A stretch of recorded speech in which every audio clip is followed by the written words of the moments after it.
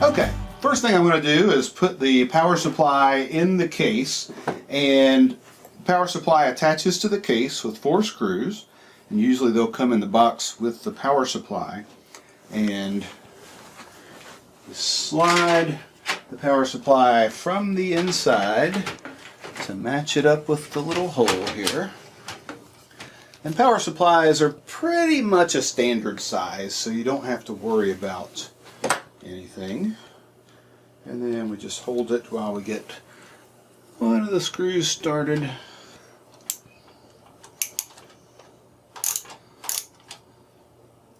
And then we attach the other ones.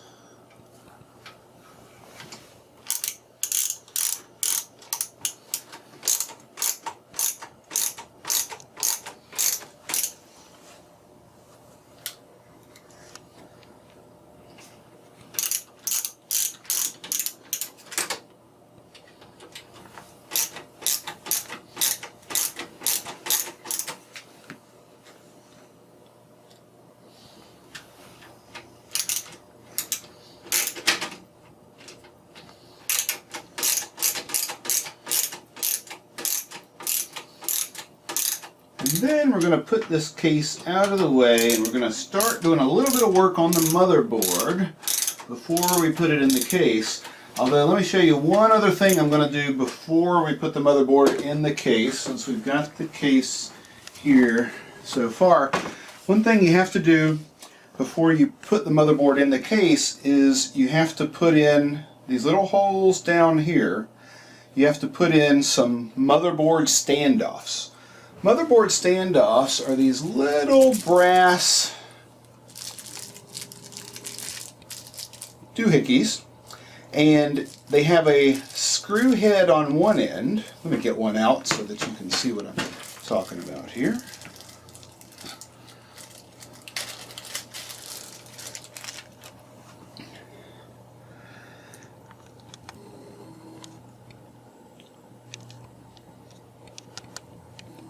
Okay. And so these screw into the case, and then they have a threaded hole on the other end so that you can put screws through the motherboard and attach the motherboard securely into the case.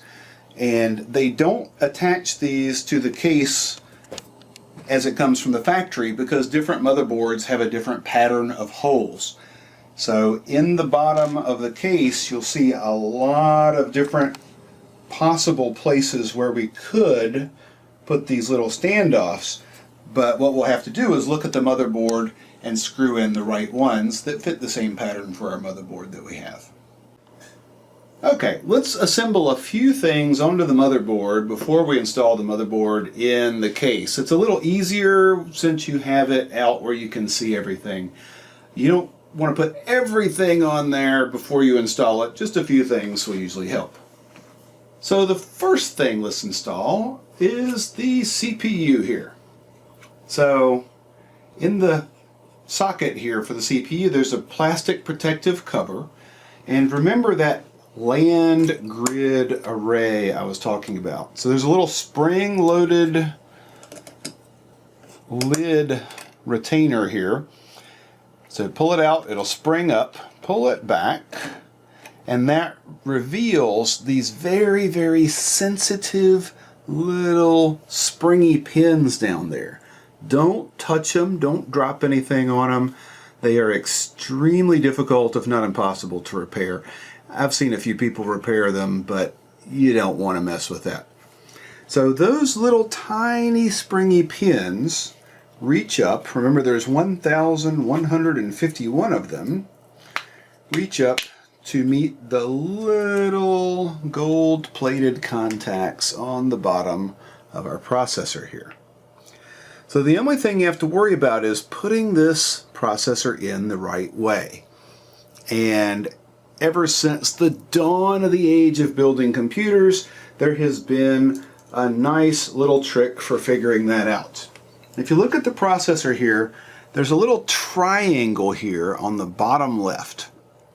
And it's that triangle that you want to look at to help you decide which way this goes in the socket. So if we look at the socket here, we're looking for some kind of indicator. I see a dot here, but then I see a dot there. I think Intel is just trying to confuse me on purpose here. It used to be the triangle is what you looked for. Let's look at the cover. Ah, here we go. You see this triangle on the cover here? That's what we want to line up with the triangle on the processor. Once we lift it up, we can't see that triangle anymore. Usually on the socket there will be a little indicator as well, but I guess they just don't do that anymore. So now you want to very, very, very gently, without dropping it and without rubbing it, line it up and put it on those pins. Now I'm pretty sure that I got it lined up there, but if you're unsure, you want to see there's some tiny little plastic pegs here on the left and on the right, and you need to make sure that the processor has seated down in there. Most people recommend that once you get it in there, give it just a little tiny wiggle to make sure that it's not floating above where it should be.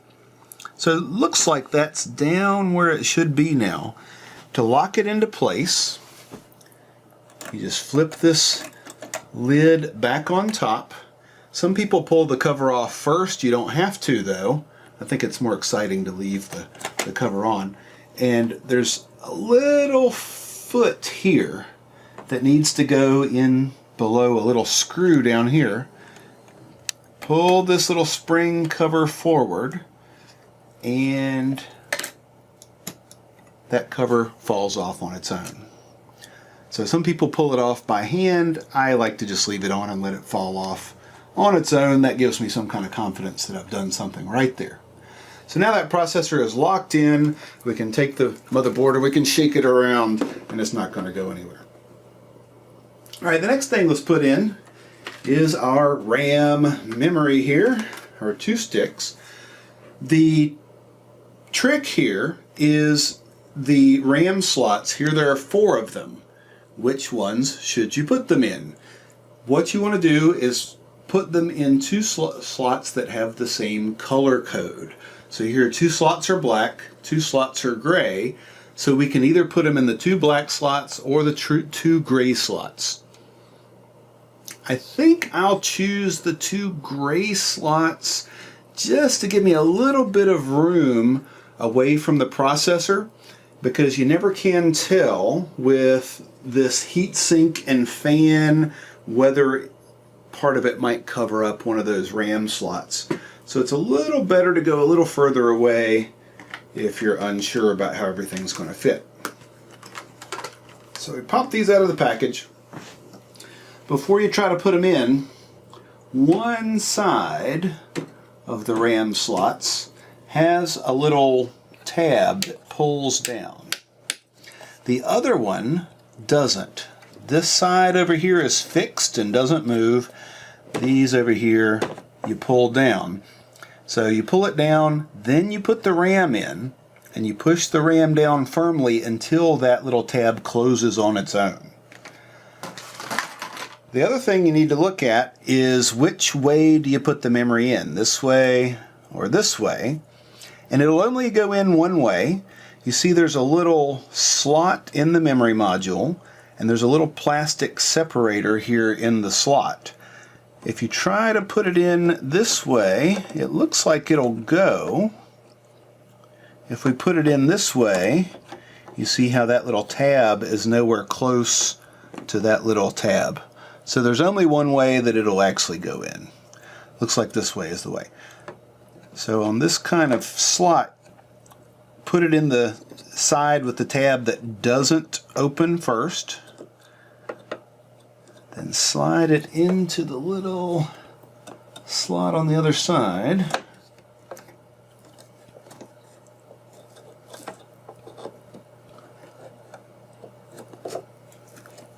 Oops. I should be putting these in together. Slide it in. Put it on a firm surface so that the whole motherboard is getting some support. And then press it down pretty firmly with your thumbs until you hear a click on both sides, and you see how that tab pulled in over on the left. And you might feel like you're pushing down a little too hard. You know, just use reasonable pressure, but sometimes it takes a little bit of force to get them in there. If it seems like it's taking unreasonable force, maybe pull it out and try again. Alright, so here goes our second stick in the other gray slot. So put this corner in just a little bit. Put the other corner in. Push it down firmly with your thumbs. And you see how that tab pulled in on its own there. Question. Yes, question from the audience. My question is it possible to use all 4 of those memory slots, or is it either or? You can only use 2 in the black or in the gray. You can't use 4 memory sticks. You can use 4, and so my plan is now, since memory is so expensive, I bought 16 gigabytes, which is plenty for most of the things I do, but it does leave room so that I could buy another 16 and I could fill in those other slots for a total of 32 gigabytes of memory. On this motherboard, I'm sure instead of using just 8 and 8, I could probably also use 16 and 16 for 32 in 2 slots, or I could use 16 in all 4 slots for a total of 64 gigabytes of memory. Yeah, good question, good question. So I'm leaving myself some room for future memory expansion if I decide in a couple of years that I need more memory, and if memory prices drop a little bit. But this computer, I'm designing it with the future in mind. The last computer I built lasted me 5 or 6 years. Now it's going to be in a more of a file server role. This one I'm planning on lasting me again about 5 or 6 years. I'll probably do some little upgrades, like maybe more memory at some point, maybe upgrade to a better video card 2 or 3 years down the road. But overall, this processor and this motherboard is going to be what does it for me for the next 5-6 years, I'm hoping. Good question. All right, so we have our brain in, our CPU, we have our RAM in, our memory. Now I think what we should do is put on the heatsink here. So let's go ahead and work on that. So the heatsink is one of the more complicated parts of doing this. There are a few different parts involved. So we have the heatsink and the fan itself. The fan has a power connector to it that we're going to have to hook into the motherboard at some point or another. Let's just go ahead and unwrap that power cord for the fan to kind of get it out of our way.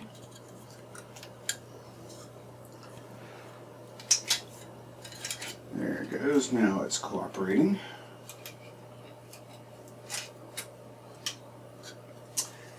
And you see here on the bottom there are 4 screw holes and this metal mounting plate. What we have to do to support the weight of this pretty good chunk of aluminum, and there might be some copper in there somewhere, is first put some thermal compound on the processor. And what this does is it makes a really tight and heat conductive seal between this polished piece of metal and the top of the CPU.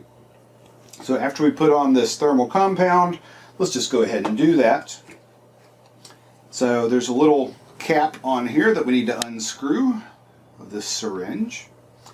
And before I put on this thermal compound, let me just tell you, Internet, get ready to go nuts just like you did the last time I built a computer. I'm going to put on too much thermal compound, and you can go nuts in the comments and you can tell me how much I stink and how I don't know what I'm doing. But I want you to go watch the videos I'll have in the description below from Linus Tech Tips and from Gamers Nexus that tell that you are the one that's wrong.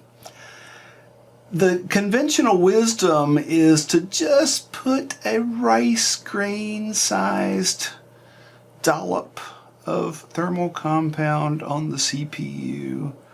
Oh, about like that. Just to put it in the center and leave it alone. And my philosophy and what the research has shown over at Gamers Nexus is that you can put this whole tube on there and it's not going to hurt anything.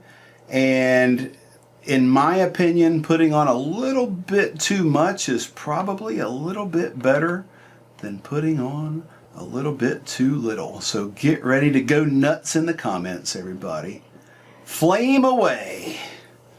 I like it. Now, you want me to put some more? No, I think I'll stick with that.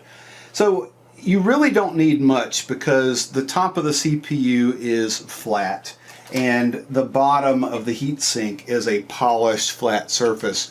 And so if you have any excess, it's going to squeeze out to the outside there, and it's actually not going to hurt anything.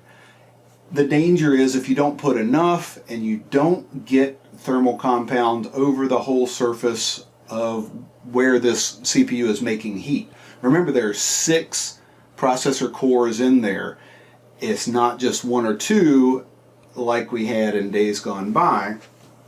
I want to make sure that wherever heat is being generated, that I have thermal compound there. And I actually see a little spot where I'm not going to put any more. All right, internet, you can stop going nuts now. I'm not putting any more. I'm just kind of spreading out what's on there a little bit more toward this side, just to make sure there aren't any gaps. All right, resume your flame war. All right, now we have to decide which way we're going to orient this. Do we want it to go this way, or this way, or this way?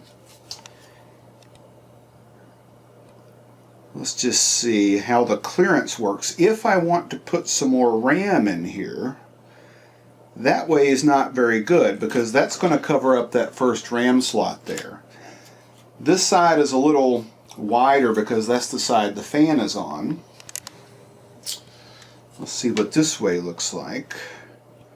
Again, this way looks like it might get in the way of that first memory slot as well. I could always take this off and adjust it at a later date. I think this is the way I'm going to go because this guarantees that in the future I will be able to use that RAM slot without this cooler getting in the way. The one thing I don't like about this orientation is that this fan, I think, is going to blow air this way. And this fan is going to be near the back of the case. So it's not going to have a lot of air that it's capable of getting to pull in through this way. So I might have to make some adjustments later on, but I think I'll go with this orientation. And the true test about whether the thermal compound is right or not, and whether the orientation of the cooler is good or not, is does your CPU get too hot or does it not? So that's really all that matters. So the other piece of this puzzle is this support bracket. So this plastic support bracket is going to go on the back of our motherboard like so. And so let me get our screws out that came in our kit. So these little screws go in the bottom. These little plastic standoffs are going to go on top of the screws once they go through. Let me stop talking about what I'm doing and actually just go ahead and do it here.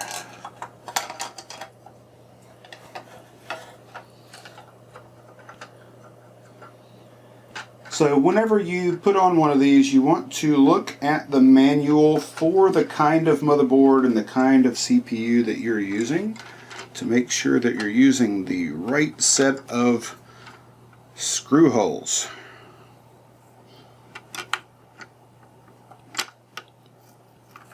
Get in there, you cheeseless thing. There we go.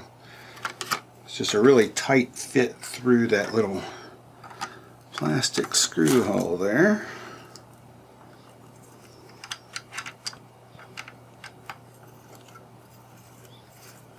You probably shouldn't have to screw them through there, but it's just really tight, so those threads are gripping, which is probably a good thing that it's tight, so that way when we turn this back over, the screws won't just fall out on the floor. So I actually kind of like that it is a tight fit.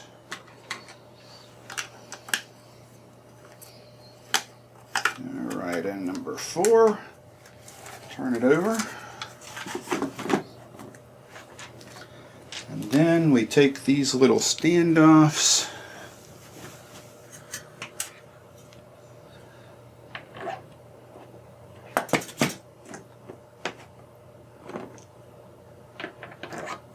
put them on there to support the weight of that cooler.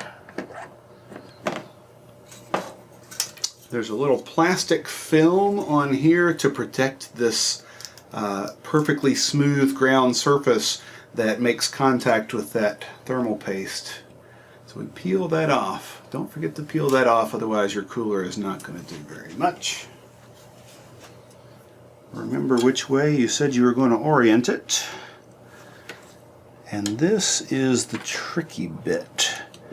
Trying to set this on here, simultaneously lifting it in the air and screwing these things in from the back side. It's an act of magic, I tell you. So let me see how much damage we can do here. Trying to juggle all these things. Once you get one of these screws started, it really gets a lot easier. Okay, I got one of them in. That's really the major part of the battle. So I'm just looking on the top here. So when I set the cooler down on those screws, I made sure to line up all 4 of them. Otherwise, I would be having a lot of trouble here getting these in. But once you get one of them in, if they're setting down on there, it is not that big of a hassle.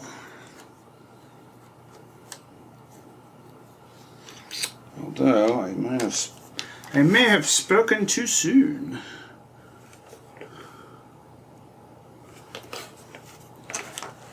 Let's see if we can get this one started. It doesn't seem like, I don't know how you can get 3 out of 4 of them in the hole, and it's rectangular. Alright, I think I just need to squeeze it down a little bit to get those threads started for that last one. Do not let your screwdriver slip like I just did and gouge your motherboard. That is not a good idea. Alright, those are all started. We'll tighten those down. Alright, so we put in the motherboard standoffs, those little gold things, and the bottom of the case is labeled with 3 different letters. A for an ATX, that's one type of motherboard, one size, and M for a micro ATX, and I for a mini ITX. So we're using a full-size ATX motherboard, and we screwed the motherboard standoffs into those holes there. So we put in 8, and there's a 9th that just has a pin, and that's kind of where we aim to set the motherboard down, and that will hold it in the right place so we can screw screws into the remaining standoffs. One other thing we have to do before we put in the motherboard is most motherboards will come with a little metal back plate. Although some motherboards these days come with the back plate built into the little place where those audio ports and USB ports are, but this one has a separate back plate. And the trick with the back plate is to figure out which way it goes, so kind of line it up to how it's going to fit on your motherboard. And you want to put it in from the inside of the case, line it up, and then push it until it snaps gently into the case.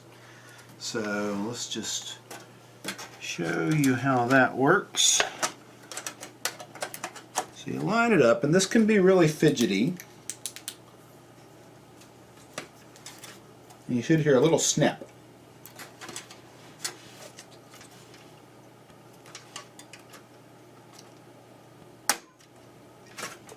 Or a medium-sized snap, as the case may be. And you kind of push it all around the outside edges until it seems like it's flush. So this bottom corner doesn't seem like it's ever snapped. It's still a little loose and wiggly. Maybe that bottom corner is going to rely on the force of the motherboard pushing it in to keep it from coming back out. So let's give it a try. So I'm going to pull this protective plastic layer off here and see if we can put this in there. So you usually have to tilt the motherboard down a little bit and try to line up all those little USB ports and video ports with those holes while trying to find that center peg. And this is a really frustrating part.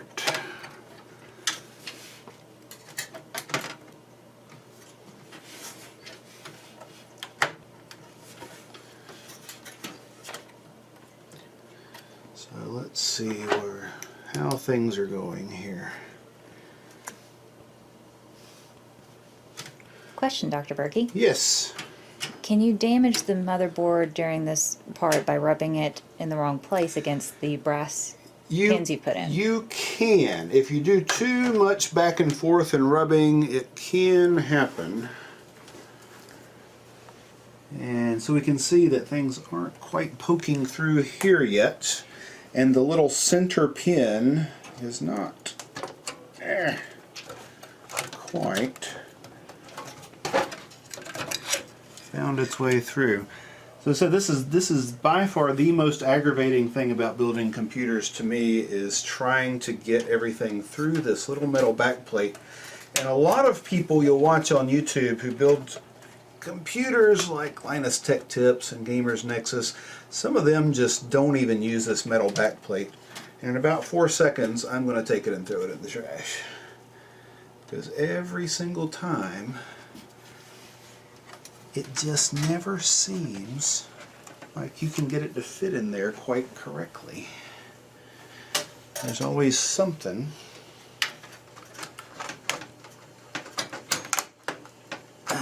well, that just doesn't want to fit right. Oh, that popped through. Maybe that will be the ticket. Let's wiggle for another few seconds and just see. I think we've done it. So now that little center pin right there is through that hole, and that's designed to hold it in place. And you just want to check to make sure that those other little brass standoffs look like they're in the right place where you can get the screws through them now. Alright, now let's check this to really...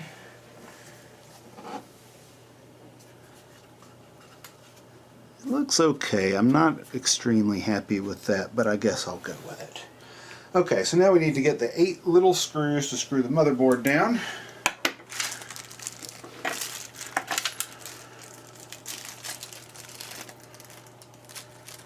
And these ought to be those. 1, 2, 3, 4, 5, 6, 7, 8. Yes.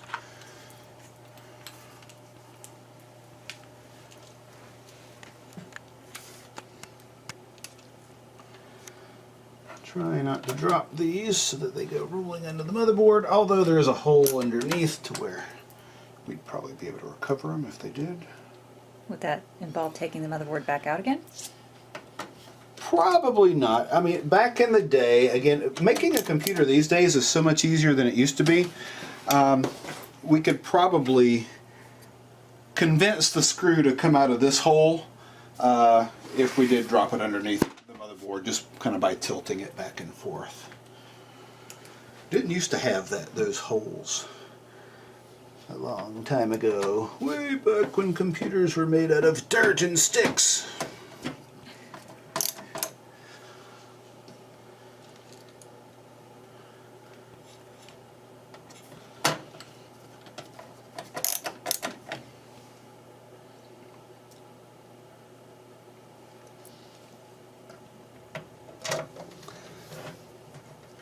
Alright, so we'll finish putting these in and then we'll come back for the next part. So now we're going to put in the video card. Now that we've got the motherboard and the memory and the processor and the heatsink fan and everything in there. So what we're going to do is we have to open up a couple of these slots, because this is a dual width video card, as most of them are these days, it seems. And we have to figure out which to take out, and I'm just going to set this down temporarily. Okay, I see that it's not the first one, but it's the second two here. And if you take a look inside, there are these thumb screws that retain these little metal plates here. And we just need to take those off. I could just use my fingers, but it's a little more convenient to at least get them started with a screwdriver. Loosen them up a little bit.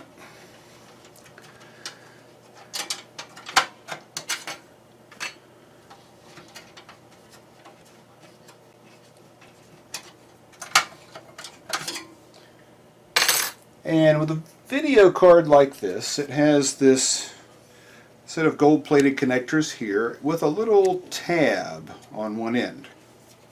And that little tab locks into this little button here. It's kind of similar in idea to the little tab that was on the memory. And when we push it in, it'll kind of click, and this little tab will pop itself up to help lock that video card in place. So we just want to line up this edge and line up the holes here with where our video connectors will be visible through the outside. Push it down, and we didn't hear a click, but I can see that that little tab did pop itself up there to where it's not pushed down anymore. And we just want to use these same screws that we pulled out of it to hold that in place. I'm going to use my screwdriver here since my fingers can't really fit around that very well.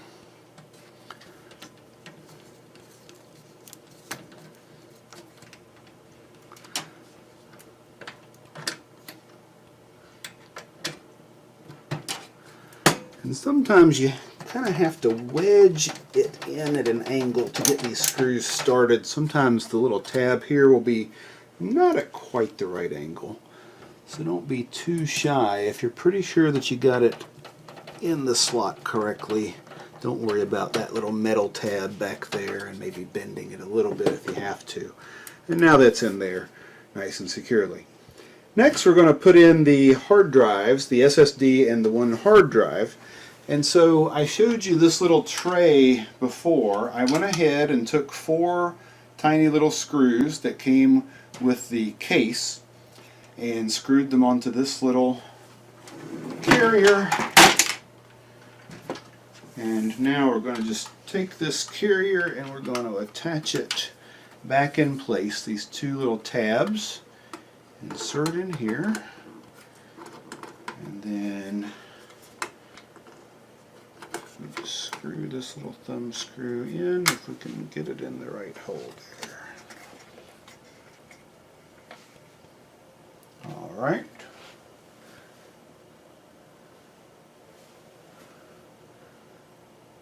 That'll work. I'm just trying to decide, do I want the connections for this facing up or do I want them facing down? I think I'm going to take that off and flip it around to where these connectors are facing down, because we're probably going to want to thread both the power cable and the cable that allows this SSD to connect and talk to the rest of the computer. We're probably going to want to thread it through this little hole down here, and so we don't have the cable coming up and then bending down on itself. Might just want to take a minute here and reverse that. Before we do that, you understand that. It's pretty straightforward. Let me just show you how easy it is to break into one of these Western Digital EasyStore portable drives. So on the back side here, where the little power connector is and where the little USB cable comes in, you just want to take a spudger. And a spudger, if you're not familiar with this kind of tool, it's just a flat, tough piece of metal or plastic. And you just kind of want to start at a corner and work your way. I've already done it on this end. Let me do it on this other side here so you can see. And just kind of press it in the little crease between the outside case and this back, and just start working it around and bending. And then if you need, maybe get a little thicker one and work it in there as well. And then you can start to open up some of these little tabs that hold this piece of plastic on there. And once you get it started, just work your way around. And there's two ways of opening these. One is if you have any idea that you might want to return it, we're not using that method. We are just getting the goodies of the Western Digital Red drive. And yes, we have a genuine Western Digital Red. This is a $260 hard drive in a $160 box. Just a little trouble to get it out of there, but I'd say it's worth it for saving $100, eh? So a Western Digital Red drive, most hard drive manufacturers these days color code their drives. Black means it's a really fast drive for really fast saving and access. Purple is for surveillance cameras where you're going to be writing and rewriting data all the time. A red drive is for a NAS, a Network Accessible Storage System. Basically, these are really good for backups, storing video footage, storing data, and things like that. They're not the fastest at reading and writing, but they're very reliable, and they're also vibration resistant. So they're designed to where if they're in a system where there's some shaking and rattling, it's going to be fine. It's got some extra protection built in for nice, long-lasting, safe storage of your data. So all we have to do now is find the little screws that hold this thing in here, and I think, I don't think actually there aren't any screws. Hold on. We just pop this out like that. And the only screw is probably going to be this that holds this little circuit board and power dongle on. And once we take that off, we're going to have a bare hard drive that we can then mount in one of these little trays with some little rubber grommets that came with the trays for the case, and slide it in. So we'll do that, and then we'll show you how to hook up the cables to it in just a minute.